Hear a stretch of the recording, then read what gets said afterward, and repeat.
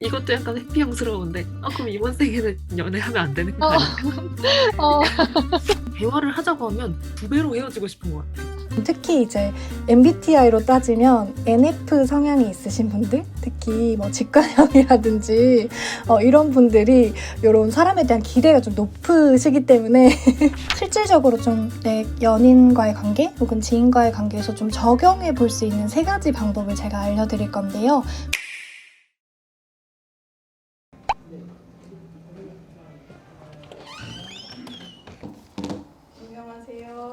안녕하세요. 심리 워크숍을 기획하고 있는 김아령입니다. 저희가 이제 유튜브에서 회피형 연애가 엄청 인기 있는 주제였잖아요. 그래서 이 회피형 연애를 다루는 심리 워크숍을 같이 참여해보려고 합니다. 적인 연애, 건강한 연애 이런 게 회피형에게는 절대로 당연한 게 아니에요. 회피형은 믿고 걸러야 할까? 라는 영상에 이제 엄청 많은 분들이 회피형과의 뭔가 당한 경험담 이런 걸 많이 들려주셨었는데 사실은 제가 이 전형적인 회피형에 속하는 사람이거든요. 대표적으로 연인과 갈등이 생겼을 때 피하고만 싶다. 그리고 가까워질수록 상대의 단점이 보여서 싫어진다. 연인의 애정 표현이 불편하다. 전 3개 다 해당이 되거든요. 그리고 온갖 막 회피형들의 체크리스트를 봤을 때 다 그냥 나구나. 근데 나만 이렇다고? 뭔가 이런 생각이 들었어요. 그래서 모든 연애가 좀 이렇지 않다는 말에 충격을 엄청 많이 받았었고, 근데 그러면서도 내가 왜 회피형 인간이 된 건지 이거를 뭐 어떤 식으로 고쳐야 되는지도 사실 잘 모르겠더라고요.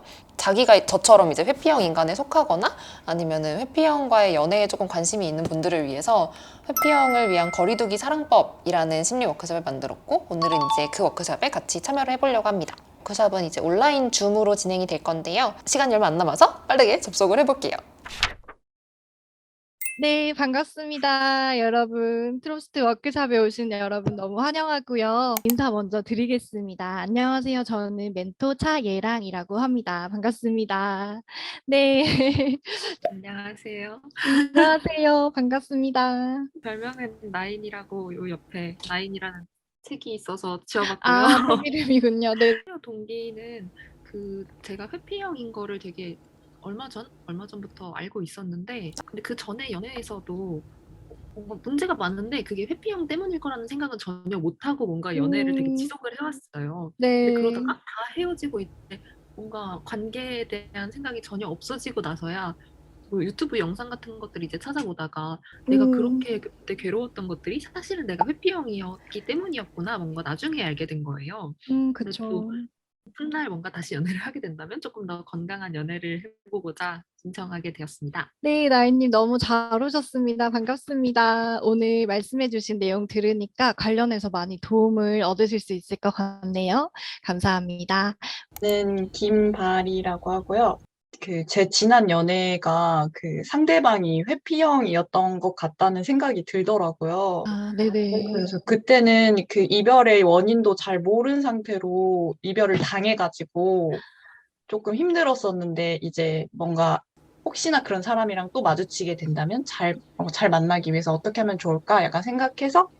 일단 닉네임 블링을 사용하고 있어가지고 블링으로 했고요. 네, 여자친구가 회피형이었는데 저는 불안형이에요. 사귀다가 헤어졌거든요. 그래서 네네. 네, 그때 사귀는 당시에 그런 애착형에 대해서도 많이 찾아보고 그랬었는데 또 회피형을 어떻게 잘 상대를 어떻게 해야 될지 그냥 그런 거에 대해 궁금해서 네, 워크숍에 참여하게 되었습니다. 저는 원래 어 댕이가 댕댕이 할 때 댕이거든요. 아, 네네. 그런 강아지 같은 성향 때문에 좀 누군가랑 사귀거나 만날 때 좀 붙어 있고 싶고 그 사람이랑 시간을 많이 나누고 싶고 그런 편인데 상대방은 항상 그렇지만은 않더라고요. 아, 그래서 초반에 좀 많이 다퉜던 것 같아요. 음, 그래서 지금 생각해보면 그분은 조금 회피형이고 저는 약간의 불안형일 수 있지 않나라고 생각해서 조금 더 잘 이해하고 더 관계를 발전해보고 싶어서 이렇게 참여하게 되었습니다. 그러면 애착 이론이란 무엇인가 본격적으로 좀 설명드려 보도록 하겠습니다. 애착 유형이라는 것 자체가 하나의 성격이고 그런데 관계를 통해서 형성이 된 성격이기 때문에 변할 수 있다라는 점 먼저 말씀을 드리고 시작해야 조금 마음이 편하실 것 같습니다. 그래서 애착 이론은 먼저 정의부터 말씀을 드리면 영아가 정상적으로 정서적인 그리고 사회적인 발달을 하기 위해서는 하나 이상의 주 보호자와 생후 6개월에서 2년 사이의 안정적인 관계가 여기서는 애착이라고 설명을 하고 있죠. 이런 애착을 형성해야 한다라는 이론입니다. 그래서 이제 우리 대망의 해피형 이야기를 해봐야겠죠. 해피형은 이 그림으로 정말 잘 설명이 됩니다. 해피형 남자친구의 모습이라고 보시면 되고요. 이제 내가 연인이라고 한번 상상을 해보세요.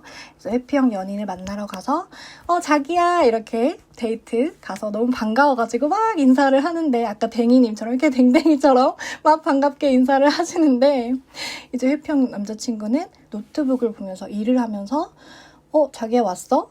이렇게 굉장히 시크하게 어떻게 보면 나쁜 남자죠. 이렇게 반응을 합니다. 그때 나의 느낌은 어떨까요? 나의 마음은 좀 어떨 것 같으세요? 네, 굉장히 지금 표정이 다들 안 좋아지셨어요. 네, 해피형은 이렇게 서운한데 왜 이런 행동을 나타내는가 라고 봤을 때 해피형의 우선순위를 이해하는 것이 중요합니다. 해피형은 나의 친밀한 관계, 연인 이런 것보다도 나의 독립성, 나의 사생활, 나만의 사적인 공간, 시간 이런 것들이 최우선순위예요. 그렇다 보니까 아무리 친한 연인 관계라고 하더라도 이 선은 넘으면 안 되는 거죠. 내가 설정한 이 선을 넘어오면 불편한 거죠. 그래서 그 선이 남들보다 조금 더 높다라고 볼 수 있겠습니다. 그래서 사람들과 친밀해지고 싶어 하지 않느냐라고 보면 그건 또 아니에요. 친해지고 싶은 마음은 있지만 지나치게 친한 관계가 불편하다라는 거죠. 그래서 특히나 불안형이 봤을 때는 나를 좀 거부하는 것 같다. 나를 왜 이렇게 쳐내지? 뭔가 왜 이렇게 철벽을 치지? 이런 느낌이 충분히 드실 수 있겠죠. 그래서 파트너와도 적당한 거리를 유지하고 싶어 하고 주말을 같이 보낸다고 하더라도 점심은 같이 먹어도 저녁까지는 좀 같이 안 먹고 싶어 이렇게 한다거나 취미생활을 하더라도 너는 너 취미생활 해, 나는 내 취미생활 할게 이렇게 이야기를 하신다거나 그렇다 보니까 불안형과 반대로 관계에 대한 에너지를 굉장히 쏟지 않는다. 그래서 관계를 걱정하거나 파트너가 나를 거절하면 어떡하지? 내가 버림받으면 어떡하지? 이런 두려움을 거의 보이지 않는다고 합니다. 그러면 이분들은 어디에 에너지를 쏟을까요? 이런 관계에 쏟을 에너지를 일에 쏟겠죠. 그래서 해피형 분들은 특히나 일을 하시거나 뭔가 성과를 낼 만한 작업들에서는 또 두각을 보이시는 분들이 많아요. 아까도 이제 블링님이 언급을 좀 해주셨어요. 불안형과 해피형이 지금 이렇게만 봤을 때도 너무 상극이에요. 그쵸? 만나지 않는 것이 가장 서로를 위해서 행복하고 편안한 연애를 할 수 있을 것 같은데 서로 왜 이렇게 끌리는가 이거를 좀 설명을 드리겠습니다. 특히 회피형은 실제로 불안형을 선호한다라는 이야기들이 있고요. 통계적으로 불안형 여자들이 회피형 남자들과 사귈 확률이 높다라고도 하는데 특히나 이제 불안형 여자친구 분들이 얘기하시는 것들은 회피형 남자친구를 처음 봤을 때 저는 이분이 회피형인지 모르고 안정형인 줄 알았어요. 이렇게 얘기하시는 분들이 굉장히 많아요. 처음 봤을 때 이제 깊이 알지 못했을 때는 회피형이 내 얘기를 잘 하지 않는 편이니까 이분이 회피를 한다거나 이런 패턴을 알기가 쉽지 않고요. 그리고 감정 기복이 심한 나에 비해서 굉장히 내 얘기도 잘 들어주고 안정적인 것 같아서 나는 안정형이라고 생각했어요. 이렇게 느껴서 안정적이라고 느껴서 좀 좋아지는 경우도 있고 우리의 관계에도 이런 면역 반응이라는 것이 있어요. 이걸 항상성이라고 합니다. 그래서 우리가 이미 형성된 관계, 특히 가족 관계라든지 연인 관계, 대인 관계라든지 이런 곳에서는 내가 항상 겪어왔던 관계를 다른 관계에서도 비슷하게 유지하려고 해요. 그게 가장 익숙하고 편하고 내가 나에 대해서 세상에 대해서 생각했던 그 신념을 유지할 수 있는 방법이거든요. 그래서 예를 들면 불안형은 나에 대해서 이런 생각을 가지고 있어요.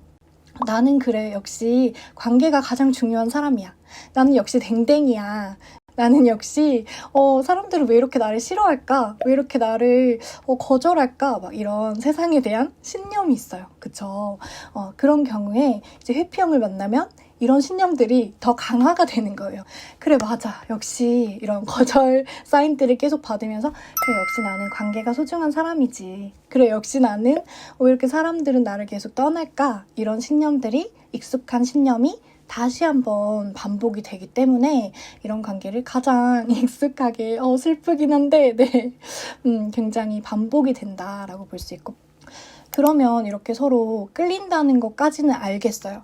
끌린다는 것까지는 알겠는데 근데 회피형도 이런 친밀한 관계를 원하면 되잖아요. 불안형 입장에서는 이런 생각이 드실 수 있어요.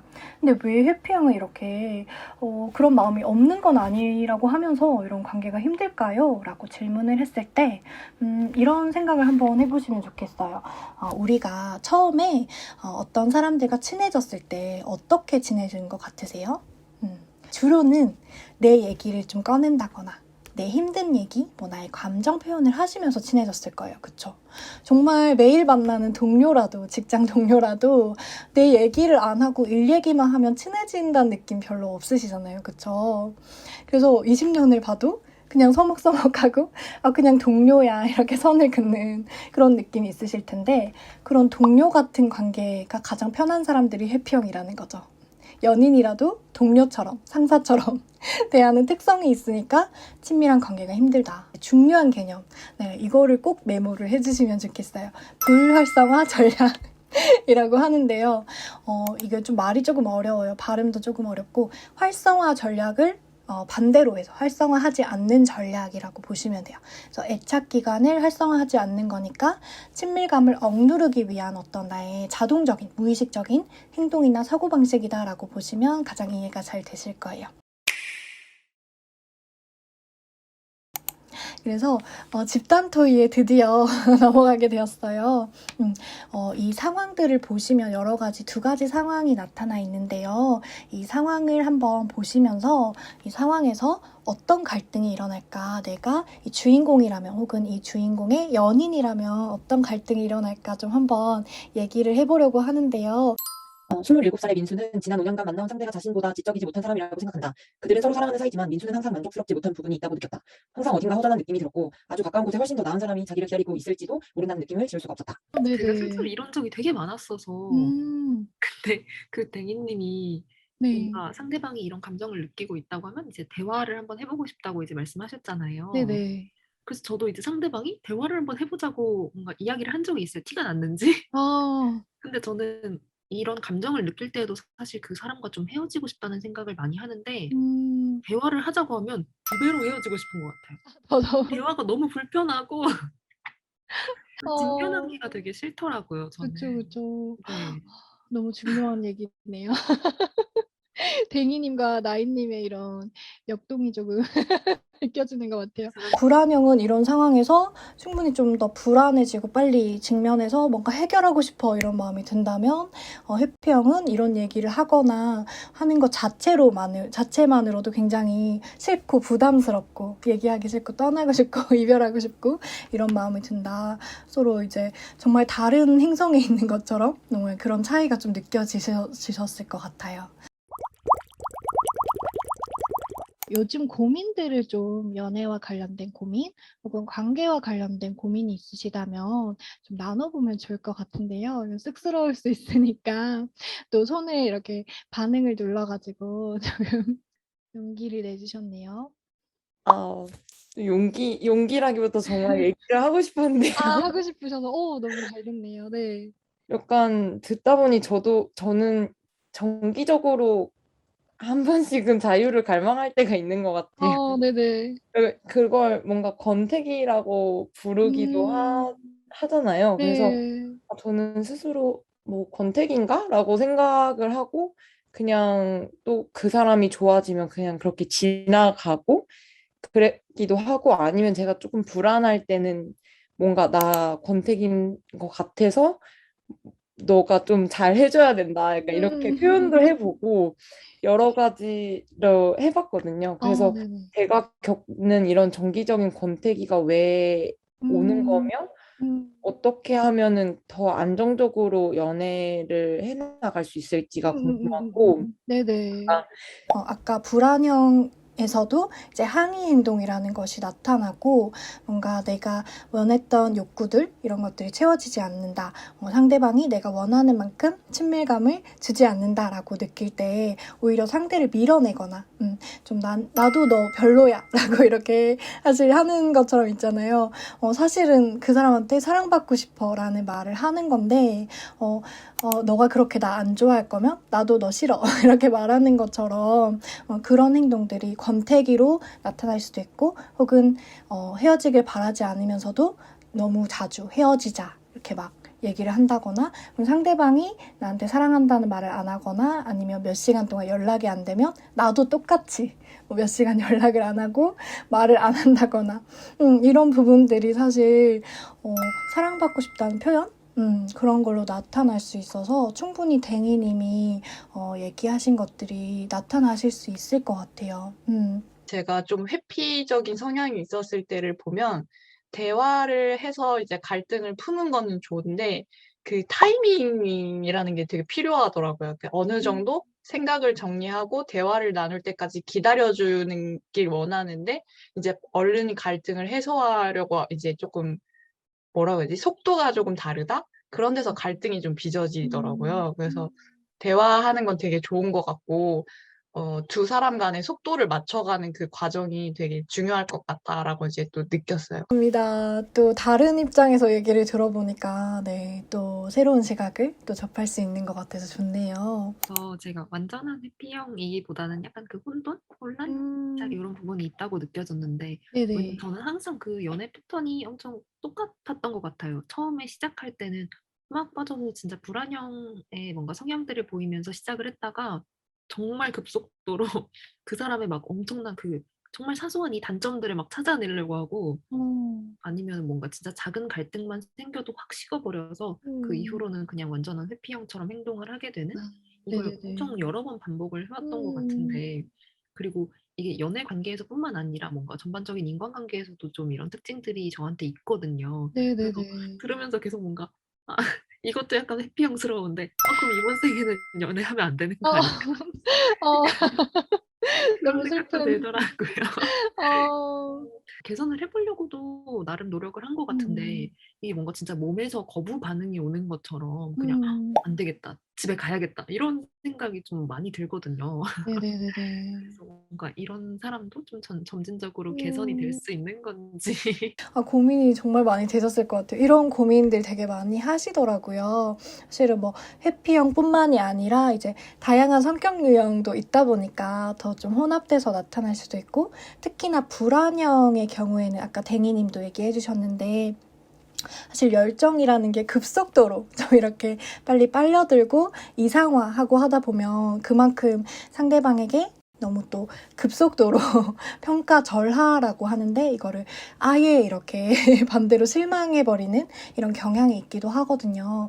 이건 특히 이제 MBTI로 따지면 NF 성향이 있으신 분들, 특히 뭐 직관형이라든지 이런 분들이 이런 사람에 대한 기대가 좀 높으시기 때문에 네, 급속도로 이 사람 완벽한 사람이야. 이 사람 내가 찾던 완벽한 백마탄 왕자님이야. 이렇게 생각을 하다가 조금씩 이제 결점을 찾게 되면 그래서 완전히 이 사람은 아니야 라고 생각하게 되는 그런 경향도 있어서 네, 충분히 또 그렇게 느끼실 수 있을 것 같아요.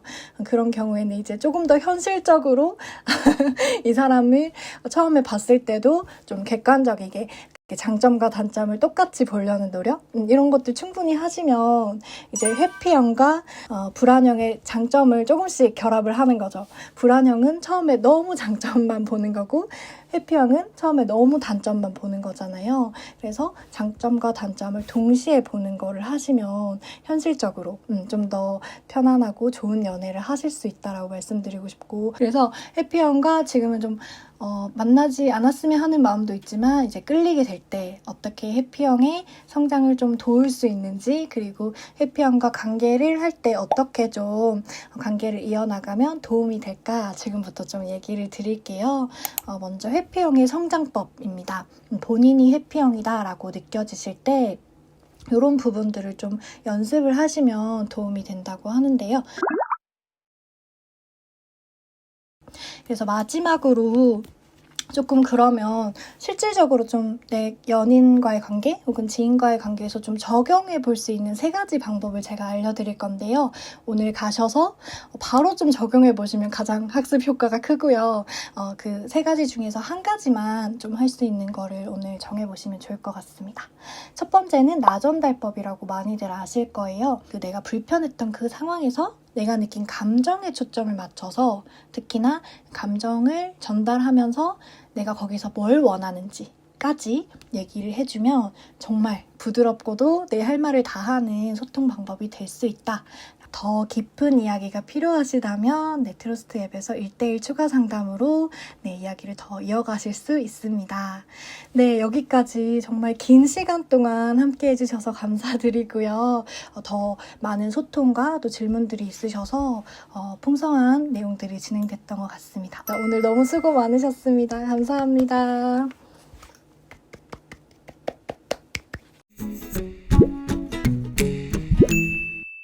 저는 일단 너무 재밌고 좋았는데 좀 2가지 포인트에서 더 좋았던 것 같아요. 솔직한 제 얘기를 할 수 있었던 거? 왜냐면 보통 회피형 성향의 사람들은 어디 나가서 자기 얘기하기 되게 쉽지 않거든요. 다른 사람들한테 아무리 얘기를 해봐도 네가 그냥 마음이 그 정도밖에 안 되는 거다, 아니면 그냥 안 만나면 되는 거다, 이런 식의 답변만 오니까 나는 그냥 뭐 연애가 안 맞나 보다 내지는 뭔가 이 답답함이나 아니면 뭔가 불편함을 항상 가지고 근데 뭐 누군가한테 털어놓지는 못하고 계속 있었던 것 같아요.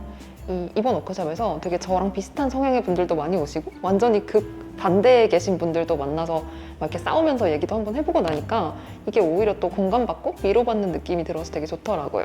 연애는 사실 되게 개인적이고 뭔가 비이성적인 감정적인 영역이라고 생각을 해왔거든요. 그래서 이걸 뭔가 해결할 수 있는 게 아니라 이건 그냥 내가 받아들여야 되는 거, 이해할 수 없는 거라고 항상 뭔가 느껴왔는데, 이론적으로 학문적으로 한번 이렇게 객관적으로 바라보고 나니까 내가 이런 배경이 있어서 내가 이런 행동을 하게 됐구나 한번 이해하는 계기가 됐고, 진짜 실제로 내가 해볼 수 있는 행동에는 이런 것들이 있겠구나, 어떤 해결책까지 찾아갈 수 있어서 좀 더 좋았던 것 같습니다. 저처럼 내가 회피형인 것 같다 싶으신 분들이나 아니면 저 같은 사람을 만나서 좀 빡쳐있는 회피형 연인을 만나서 짜증난 분들 들으시면 대표적으로 좋을 것 같고, 사실 그런 답답함은 가지고 있으면서도 내가 이거 가지고 뭐 상담을 받아도 되나? 내가 이걸 어떻게 해결하지? 좀 그런 생각을 하셨던 분들이 이 워크숍을 한번 듣고 나면 서로를 좀 이해하고 해결하고 싶은 부분이 있다면 이 워크숍을 시작으로 좀 상담까지 나아가서 그 문제를 깊이 알아볼 수 있을 것 같고, 더 건강한 연인 관계를 꾸려가고 싶다 하는 분들한테도 되게 재밌는 기회가 될 것 같습니다. 저희가 회피형 말고도 되게 다양한 상황이랑 감정을 다루고 있어요. 예를 들어서 직장 생활에서 뭔가 번아웃이 왔다든지, 아니면 뭐 사람을 대하는 게 조금 어렵고 어색하다든지, 아니면 뭐 연애 관련해서도 지금은 회피형을 다뤘지만 불안형 애착이라든가, 아니면 우리가 너무 자주 싸운다든가 되게 다양한 상황들을 다루고 있거든요. 그래서 심리적인 문제가 있지 않더라도 일상 속에서 고민이나 아니면 다른 사람들과 좀 대화 나눠보고 싶은 주제가 있으시면 언제든지 트로스트에 오셔서 이야기 나눠보시면 좋을 것 같습니다. 고생하셨습니다. 안녕. 안녕.